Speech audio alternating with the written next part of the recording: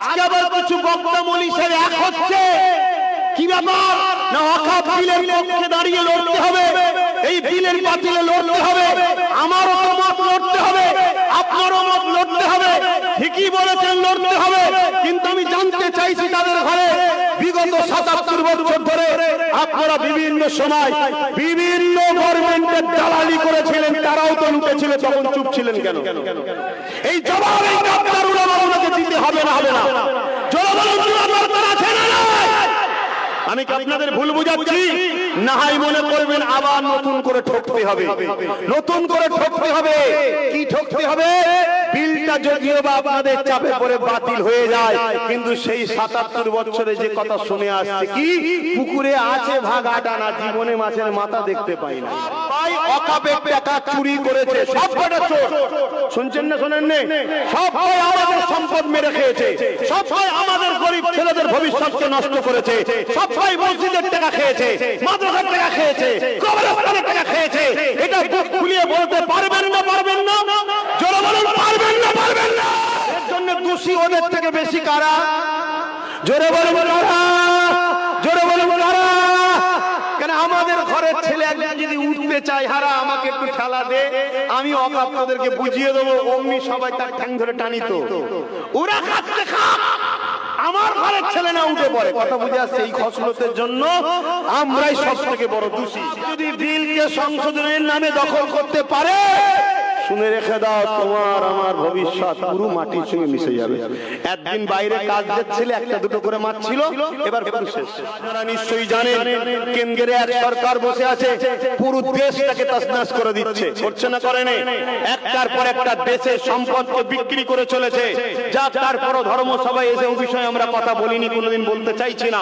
কিন্তু আজকের যে বিষয়, আজকে সে একটা বিল পাস করতে চাইছে, ওয়াকফ 2024 ওয়াকফ সংশোধনীয় বিল। সেই বিলের নামে আজকে সে কি করছে? মসজিদ, মাদ্রাসা, কবরস্থানগুলোকে সে নিজের দখলে নিতে চাইছে। আপনারা কি জানেন এর পিছনে মূল ষড়যন্ত্রটা কি? কেন নিতে চাইছে আপনারা জানেন? কত বলে নিতে চাইছে জানেন? এখন আমি যদি সংক্ষেপে একটু বলি, আপনাদের শোনার মতো ধৈর্য বিশ্বাস আছে? হাত তুলে বলুন, ধৈর্য বিশ্বাস আছে? আপনারা তাহলে মন দিয়ে শুনুন, ভালো করে জেনে রাখুন।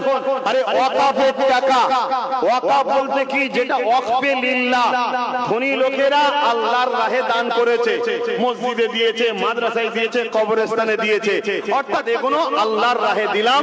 মুসলমানদের ব্যক্তিগত সম্পদ, মুসলিম ধনীরা মুসলমানদের ঘরে দান করেছে, মুসলমানদের জন্য আল্লাহর রাহে দান করেছে। এই টাকা থেকে কি করা হবে? মসজিদ নির্মাণ, মাদ্রাসার উন্নতি, কবরস্থান উন্নতি এবং মুসলিম গরিব ছেলেদের পড়াশোনার বিকাশের জন্য খরচ করা হবে, যাতে করে আমাদের ছেলেরা পরে ডাক্তার হয়, উকিল হয়, জজ হয়, আইপিএস অফিসার হয়, ডব্লিউবিসি অফিসার হয়, বড় বড় শিক্ষিত ছেলেরা গড়ে ওঠে। এর জন্য কিন্তু পূর্বপুরুষরা, ধনী লোকেরা, মুসলিম ধনীরা এই সম্পদকে আল্লাহর রাহে উৎসর্গ করেছিল। সেই সম্পদ বাড়তে বাড়তে বাড়তে বাড়তে বিশাল অর্থের একটা টাকা, যাই হোক, সম্পদ তৈরি হয়েছে। কিন্তু এই সম্পদকে দীর্ঘ ৭৭ বছর ধরে যে কোনো হুকুমত এসেছে, সবাই কিন্তু লুটে পুটে খেয়েছে। সবাই মুসলিম গরিব ছেলেদের পড়ার জন্য দেয়নি, তাদের পিছনে খরচ করেনি। হাজার হাজার মসজিদ বিরান হয়ে শেষ হয়েছে, উন্নতি না করার পিছনে খরচ না করার জন্য। ওই টাকা থাকার পরও খরচ করেন। আপনারা শুনছেন নামাজের দিকে সময় যাচ্ছে, তাই তাড়াহুড়ো বলছি। এই টাকা কিন্তু সবাই লুটে পুটে খেয়েছে। সবাই কি করে খেয়েছে? লুটে পুটে খেয়েছে। বলুন সবাই কি করেছে? আওয়াজ দিয়ে বলুন সবাই কি করেছে? সব ভাই ওয়াকফের টাকা চুরি করেছে, সব কটা চোর। শুনছেন না শোনেন না? সব ভাই আমাদের সম্পদ মেরে খেয়েছে, সব ভাই আমাদের গরিব ছেলেদের ভবিষ্যৎকে নষ্ট করেছে, সব ভাই মসজিদের টাকা খেয়েছে, মাদ্রাসার টাকা খেয়েছে, কবরস্থানের টাকা খেয়েছে। এটা বুক খুলিয়ে বলতে পারবেন না পারবেন না? জোরে বলুন পারবেন না পারবেন না? কিন্তু আজকে সবাই যখন খাচ্ছিল, ওরা কিন্তু কেউ বিল তৈরি করে খায়নি। এই শুনছেন না শোনেন? সবাই বিল তৈরি না করে বিল কেউ করেনি, অবৈধভাবে খেয়েছে, বিনা বিলে খেয়েছে। কথা মাথায় ঢুকছে? কিন্তু আজকে কেন্দ্রের সরকার হঠাৎ করে বিল করতে চাইছে কেন? একটা প্রশ্ন তো। ইও তো দীর্ঘ বিগত দিন খাচ্ছে, ইও তো বিগত দিন বিল ছাড়া খেয়ে ইও খাচ্ছে, খাইনি নয়, সব কটা খায়। আর এর জন্য দোষী ওদের থেকে বেশি কারা? জোরে বলে বলো। জোরে বলুন কারা? কেন আমাদের ঘরের ছেলে একজন যদি উঠতে চায়, হারা আমাকে একটু ঠেলা দে, আমি অকাপ তোদেরকে বুঝিয়ে দেবো, অমনি সবাই তার ঠ্যাং ধরে টানিত। ওরা খাচ্ছে খাক, আমার ঘরের ছেলে না উঠে পড়ে। কথা বুঝে আসছে? এই খসলতের জন্য আমরাই সব থেকে বড় দোষী। আজকে কেন এই বিল করতে চাইছে, এটা প্রশ্ন তো। বিল কেন করতে চাইছে শোনো। গুজরাটে একটা মসজিদ আছে, বয়স হচ্ছে 1300 বছর। কত বছর? তার মানে 1300 বছর ধরে আজান হচ্ছে না, হয়নি? আজান যে মসজিদ যখন আছে 1300 বছর, ভারতে মুসলমান জোরে বলে কতদিন মুসলমান আছে? কেরলে একটা মসজিদ আছে, জানেন তো নাকি? চিরামান, বাদশা চিরামান। আমার নবী চাঁদ দুটুকরো দেখার পরে, সময় নেই তো, চাঁদ দুটুকরো দেখার পরে ওখানে গিয়ে কলেমা পড়েছিল। সেই বাদশা ওই মসজিদ তৈরি করেছে। কথা বুঝে আসছে? সেই মসজিদ তাহলে 1400 বছর থেকে হয়ে আসছে। এভাবে ভারতবর্ষে হাজার হাজার বছর ধরে, 1200-1300 বছরের মসজিদ, তার মানে 1200-1300 বছর ধরে আজান হচ্ছে। 1200-1300 বছর ধরে মুসলমান আছে। ভারতবর্ষে 1000 বছরের মাদ্রাসা আছে, তার মানে 1000 বছর ধরে মুসলমান পড়াশোনা করছে। ভারতবর্ষে 1000 বছরের কবরস্থান আছে, তার মানে 1000 বছর ধরে মুসলমান মরছে, কবরে দাফন হচ্ছে। এখনো যদি থাকে, তাহলে মুসলমানকে যে মেরে শেষ করে দেওয়া হবে, এটা কখনো করা সম্ভব? জোরে বলে কেন? হতে গেলেই বলবে হাজার হাজার বছর ধরে আমরা আছি। ব্রিটিশের যখন আসেনি, তার আগে আমাদের বাপেরা ছিল। কথা বুঝে আসছে না? নাই যুগ যুগ ধরে অন্যান্য সাম্রাজ্যরা আসার আগেও আমরা ভারতে ছিলাম না, ছিলাম না। এই জন্য এই প্রমাণটাকে মিটাতে হবে। এই প্রমাণটাকে মিটাতে গেলে বিল পাস করো। বিল পাস করিয়ে সব অকাপ সম্পদকে সরকার গভর্নমেন্টের হাতে নিয়ে নাও। গভর্নমেন্ট নিবার পরে কি করবে শোনো।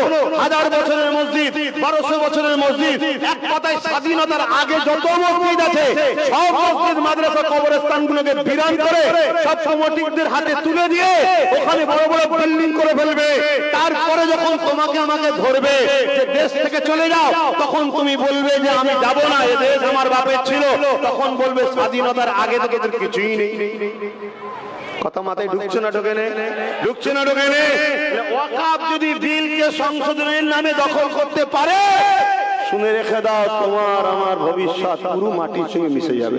একদিন বাইরে কাজ দেখছিলে, একটা দুটো করে মাছ ছিল, এবার পুরো শেষ।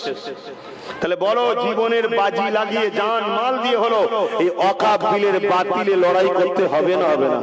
জোরে বলুন হবে না? হবে না? হাত তুলে বলুন হবে না? হবে না? কিন্তু নেতৃত্ব কার মানবেন? যারা 77 বছর ধরে বিনা বিলে খাচ্ছিল, তাদের পিছনে দাঁড়িয়ে লড়বেন নাকি?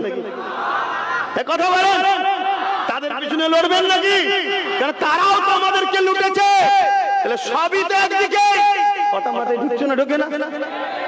তো ভাইয়েরা, লড়বেন কার পিছনে? আজকে আবার কিছু বক্তা মনীষের এক হচ্ছে। কি ব্যাপার?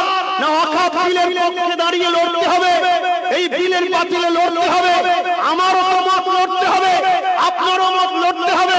ঠিকই বলেছেন, লড়তে হবে। কিন্তু আমি জানতে চাইছি, তাদের ঘরে বিগত 77 বছর ধরে আপনারা বিভিন্ন সময় বিভিন্ন গভর্নমেন্টের দালালি করেছিলেন, তারাও তো লুটেছিল, তখন চুপ ছিলেন কেন? এই জবাব এই আপনার উলামাকে দিতে হবে না? হবে না? জবাব দরকার আছে না? আমি কি আপনাদের ভুল বুঝাচ্ছি? না হয় মনে করবেন আবার নতুন করে ঠকতে হবে। নতুন করে ঠকতে হবে। কি ঠকতে হবে? বিলটা যদিও বা আপনাদের চাপে পড়ে বাতিল হয়ে যায়, কিন্তু সেই 77 বছরে যে কথা শুনে আসছে, কি পুকুরে আছে ভাগ আটা না, জীবনে মাছের মাথা দেখতে পাই না। এরকম ঘটে না? ঘটে না? ওই পুকুরে আমার চারানা আছে, মাছ পাঁচ দৌড়, মাছ মাথায় জীবনে দেখিনি। তার মানে কি ঝেড়ে খাচ্ছে না, খাই না? ঠিক এই জিনিসটাই হবে। অতএব সুযোগ যখন আল্লাহ দিয়েছে, সংগঠিত হয়ে লড়াই করতে হবে। তাদের পিছনে লড়াই করব যাদের দিলে রাসূলুল্লাহর প্রেম আছে। জোরে বলুন সুবহানাল্লাহ। কেন সবাই গাদ্দার হতে পারে, নবীর প্রেমিক কখনো গাদ্দার হতে পারে না। কেন মুস্তাফার গোলাম মানে কখনো গাদ্দার নয়। জোরে বলুন সুবহানাল্লাহ। আগামী দিন লড়াইয়ের দরকার আছে না নাই? জোরে বলুন, লড়াইয়ের দরকার আছে না নাই? কিন্তু লড়াই করতে তো হাজারো জন তোমায় ডাকবে, কিন্তু সবার ডাকে সাড়া দেওয়াটা, কথা বলো, চলবে? একটু আওয়াজ দিয়ে বলবেন, আওয়াজ দিয়ে বলবেন না, চলবে না।